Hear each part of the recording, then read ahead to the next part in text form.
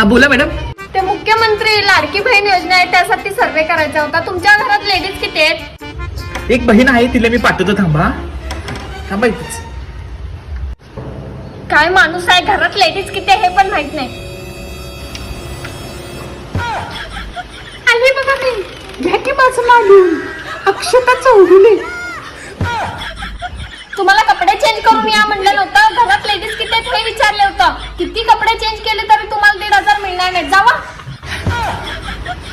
ते माझ्या लाडक्या बहिणीला 1500 रुपये होय, आणि एक लाडका दाजी किंवा लाडका भाऊ म्हणून आम्हाला ते 500 रुपये तरी द्यायचं होतं मॅडम. तेवढीच आमची जरा सोय झाली असती का? हो बघा की मला काहीतरी 500 रुपयाचं होते का चुकत. काय नालायक माणूस आहे, 1500 रुपयासाठी कपडे चेंज करून आले. जायचं ना.